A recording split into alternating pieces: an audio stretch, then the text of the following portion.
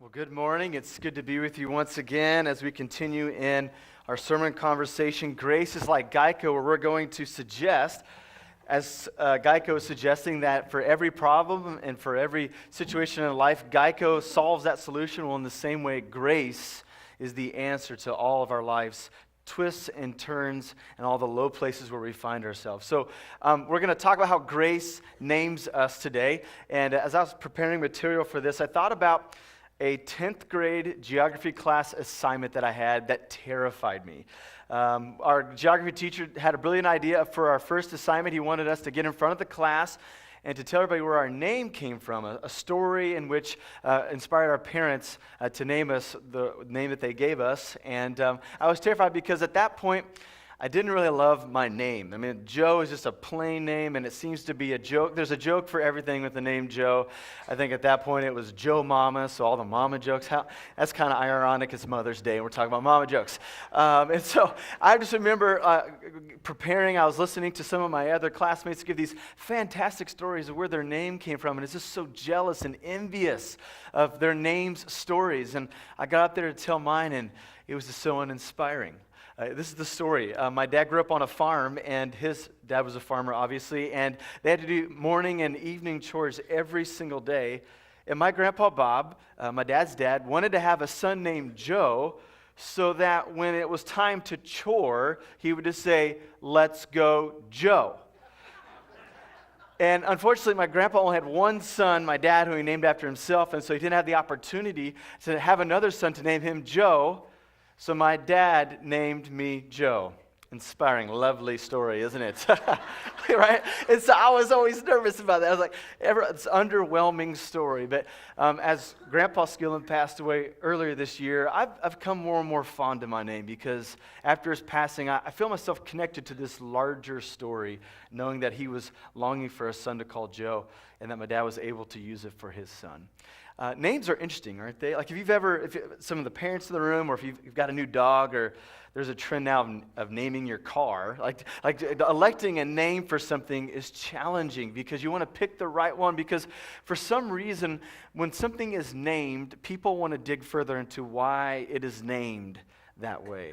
When Ginger and I were planning a family and we were going through the two pregnancies that she had, that I walked next to her with, I guess I should say, let's be honest, we decided not to find out if we're having a boy or a girl with both pregnancies. So it was an exciting time. There's an amazing video out on our Facebook page where we got to bring Ezra out, and none of our family knew if he was a boy or a girl. And when they found out, they exploded as if we won the state title. It was a cool moment in our family's history. But everybody was so bothered by that we wouldn't know so that we could tell them if we're having a boy or a girl or not. But it was actually challenging for us because for each pregnancy we had to come up with two names in case there was a boy or a girl. And Ginger was an elementary ed major. She was around schools a lot more than the average person.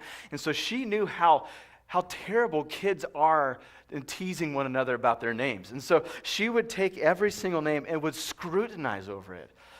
And I was thinking, like, man, let's just move on from this. So, any name that ended in an S was challenging because if I like the name Silas, and so I want to name a son Silas Skillen. But a name that ends with an S after that, right before Skillen, is really tough to say. And so Ginger was afraid that people think that our kid had a lisp or something like that. And she would scrutinize the initials because she didn't want to have like a 3-letter word that was just kind of unfortunate to have for your initials. And so over and over again, it was just this really challenging thing. I heard a story of a couple in the UK that they were having this ongoing argument of what to name their son to the point where he didn't have an official legal name even as a 3.5-year-old.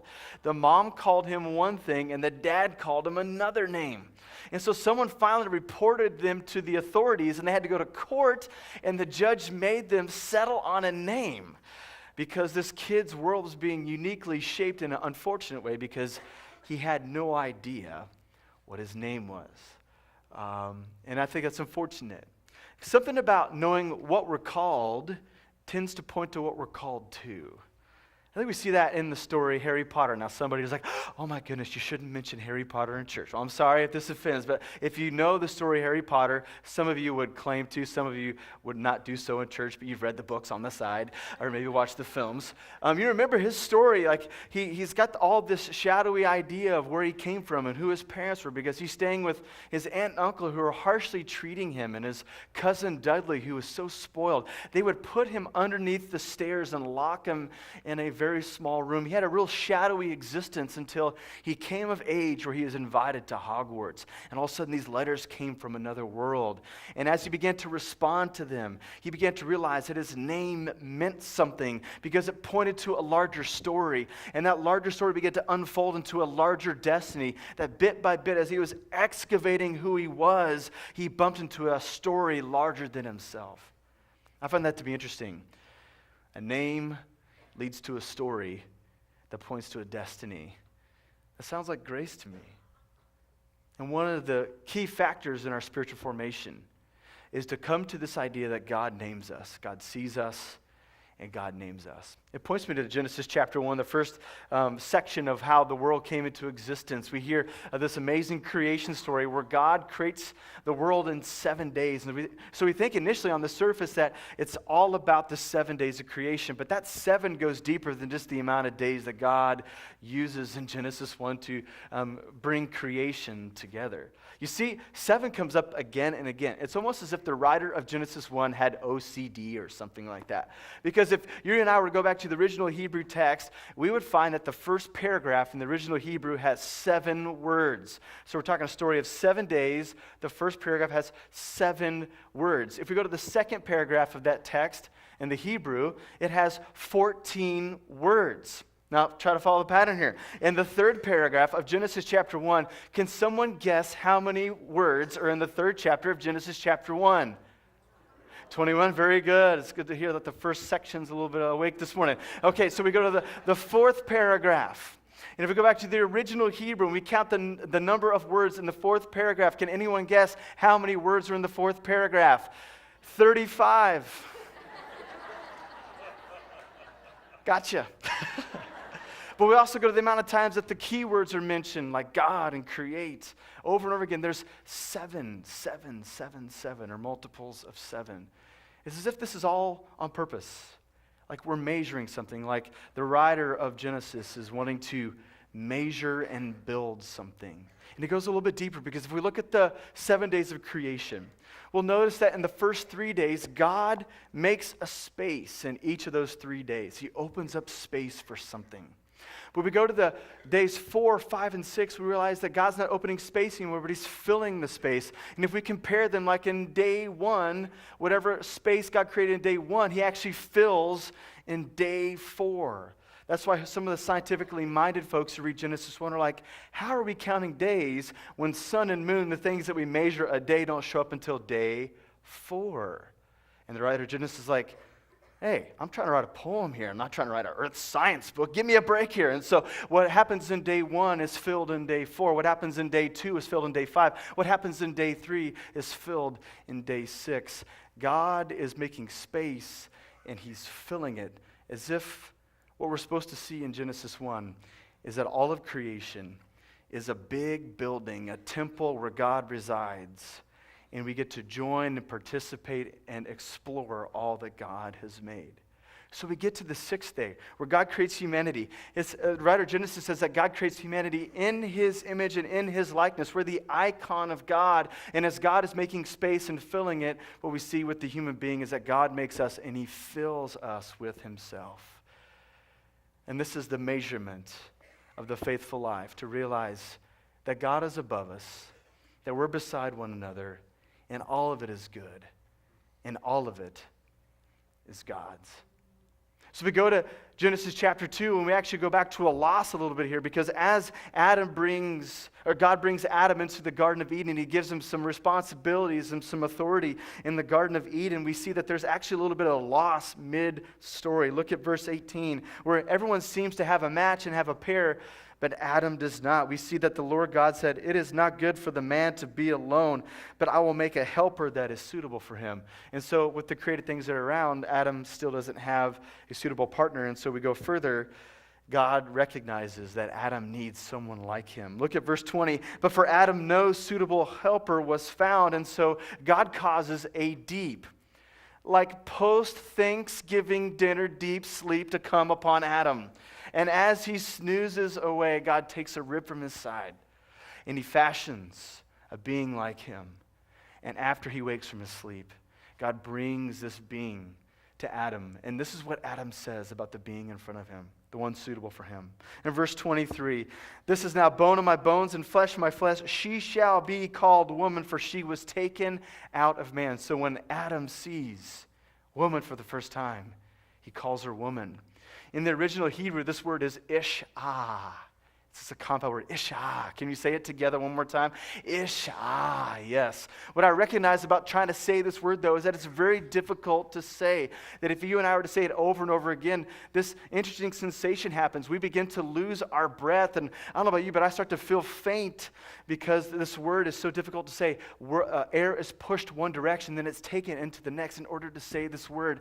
What I recognize, and this is what I'm suggesting what's happening here, is the first time that Adam saw Eve, he didn't really give her a name, he just made a sound, kind of like a caveman. We haven't evolved since then, obviously. But when he saw Eve for the first time, it took his breath away. What a stunning name. The first time a woman is observed, it was breathtaking. Contrast that to Adam's name. Adam just means a person of the soil. He's the original Joe Dirt. And then you've got the woman who takes his breath away. Just as an aside here on this Mother's Day, men, let me challenge us that we should treat all the women in our life, particularly our spouses if we're married, like they're the thing that takes our breath away. They should be the object of our affection, the thing that we spend our life towards, the one whom we would seek to bless and to praise and to provide all that we can. We should not fall into the traps of these narratives of our culture, which tends to paint our spouse as the ball and chain, as a buzzkill, as someone who's too emotional and who could be a diva at times. Can you imagine how wonderful life would be if the lingering impression of our spouses, guys, was that she knew that she took our breath away? Pastoral, I'd say things will go well for you and me. Now, to the gals in this room, particularly single gals who are craving companionship, you'd love to be with somebody, let this also be your standard, that the guys in your life, the ones that you're chasing companionship with, who don't act like you take their breath away, we need to move on. We need to move on. Because the created pattern, the one that was destined from God, is that you'd be treated as if you would take our breath away. So here they are. They have this companionship. They have somebody with one another. And look at the closing line of chapter 2. It's a stunning one. Adam and his wife were both naked and they felt no shame. This is the pinnacle of existence. To be underneath God and with one another and not to feel like we have to strive to compare or compete with one another. So this is what Genesis 1 and 2 says. To have life together is to know that we've been measured out. This world is God's and we share it with Him and with others.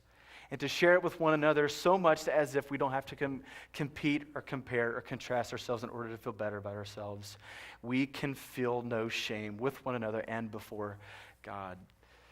But unfortunately, this story takes an unfortunate turn. As Adam and Eve continued the work that God had given them, they were tempted by the serpent in Genesis chapter 3, and they broke the only rule that God would suggest that they would not break. And because of that, God has to come in and sort out what's going on. And the unfortunate thing that happens in the narrative is that Adam and Eve tried to hide from God, and whenever God finds them, because, well, He's God, by the way, then they have to give rationality for why this has happened. They blame somebody else.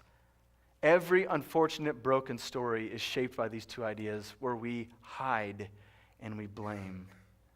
This is a dark part of our story. The same woman that Adam's breath was taken away by, whenever he's challenged before God seeking justification, he blames God for giving him this one who took his breath away. But here in this low moment, grace enters in. Because in Genesis 3:15, we have the first good news proclamation that even though the world is coming unraveled, the good world that God created, God's going to fix it. That even though there's going to be enmity between the serpent and Eve's offspring, that God is going to bring its finality. God will strike the serpent's head and bring restoration once again. In the midst of this low moment, even though God is disappointed because of the sin that's in Adam and Eve's life, God provides adequate clothing to cover their nakedness. But another gracious thing happens in the midst of this story. If you were to go to Genesis chapter 3, verse 20, as Adam and Eve are trying to figure out what to do next, Adam names the woman again. He calls her Eve, which is the mother of the living. Two things to notice here. The first thing is this, is that Adam could have named her anything. He could have named her something that reflected her past sin, but he decides to name her something that leads forward. He gives her a positive, an affirming, and an optimistic outlook. He gives something that she could look forward to. That's grace. But the second thing is this. Did you catch this? Eve is called the mother of all the living before she ever has a kid. Here on this Mother's Day, we celebrate moms because moms have this unique and wonderful and glorious calling among us. They know certain things about God because of their motherhood. They know something about life because of what they experience personally. But this holiday can also be difficult for some of the women in our midst who long to be moms. And for whatever reason, they're unable to be moms. And so we need to be encouraged. These folks in our midst need to be encouraged as well, because before Eve ever had Cain or Abel or Seth, she was called mom. So we honor every single woman in this community. The moms who parent children around us, and the women in our midst who parent in so many other ways as well. This is your story. Each of you are named. Each of you have a glorious and wonderful calling.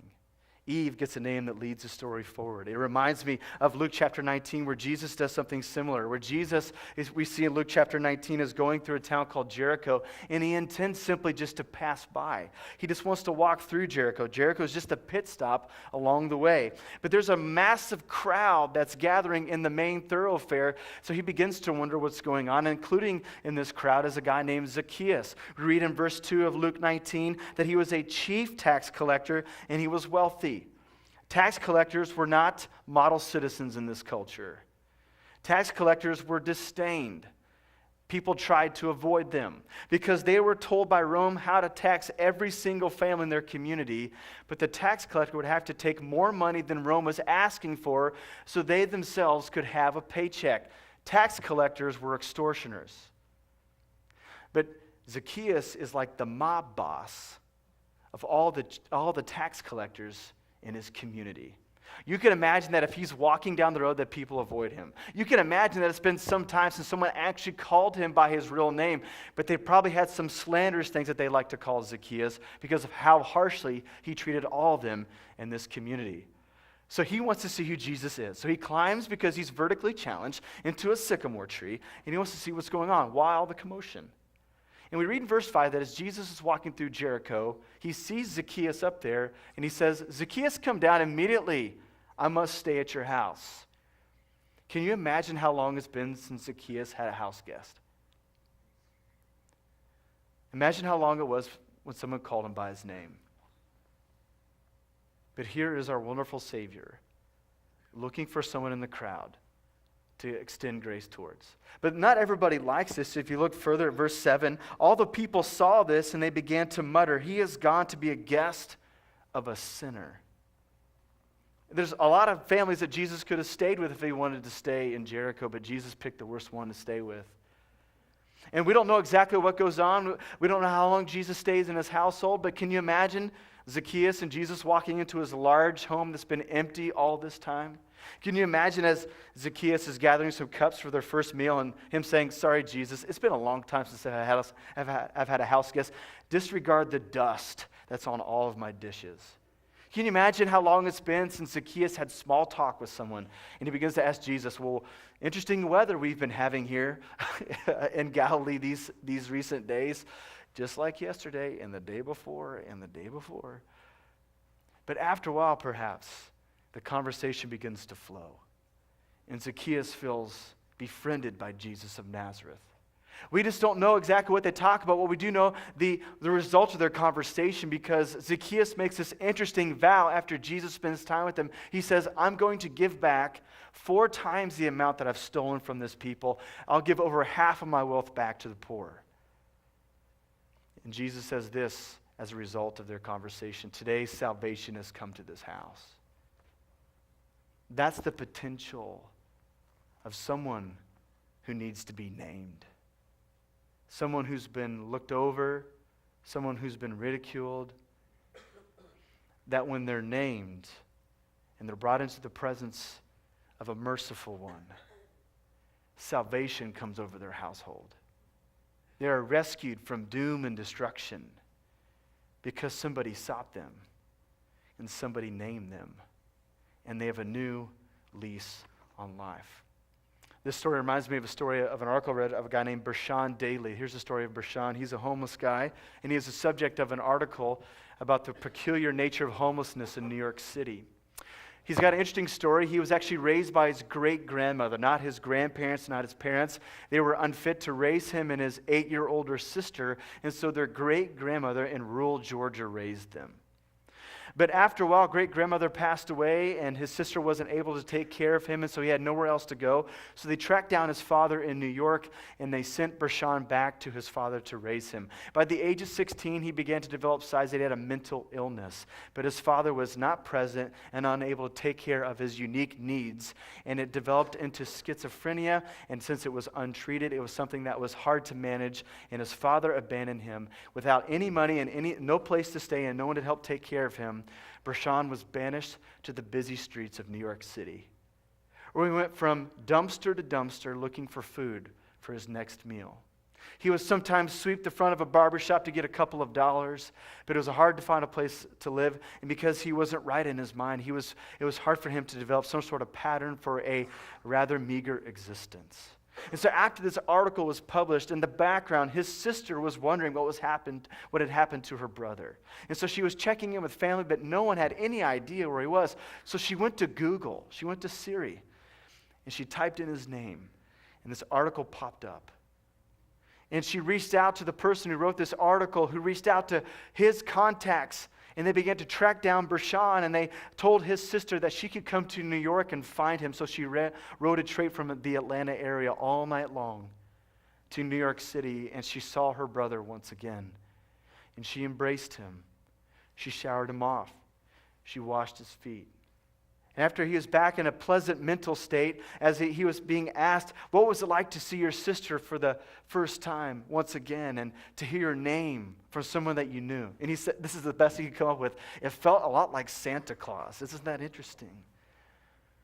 But something happened that was transformative. That when someone mentioned his name, not just an eyesore in the community, not just the guy who talks to himself with a big bump on his forehead, but when somebody mentioned his name, he was rescued and he was transformed. What we have with the story of Zacchaeus and Bershawn is quite the panorama. On the one side, we got Zacchaeus, who had all the money he could ever ask for. He had everything at his disposal. He was powerful, but he was still lonely, and he went to an empty house. He needed to be named. Then we have Bershawn, who was lonely and lost in one of the most busy cities in the Western world. Each of them needed to be named.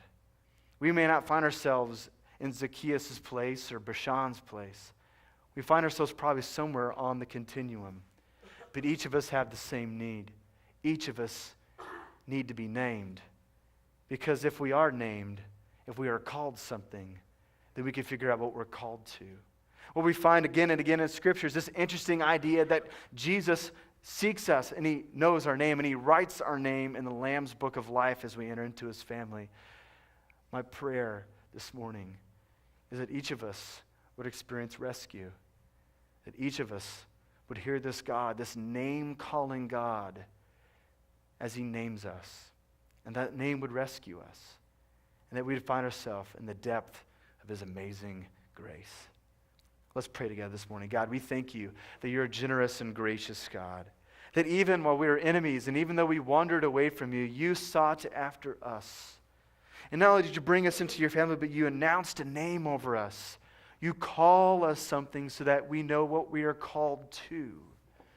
So God, this morning I pray for any of my friends who are wandering in this room. Maybe they're like Zacchaeus.